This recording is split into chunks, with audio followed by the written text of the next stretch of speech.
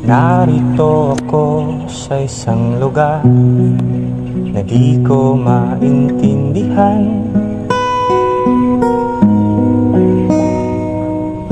Nakikipagsapalaran sa buhay na ang hantungan ay kawalan.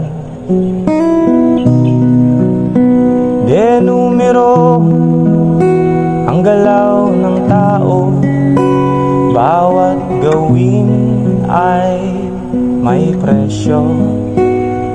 O narito ako sa isang lugar na di ko maintindihan.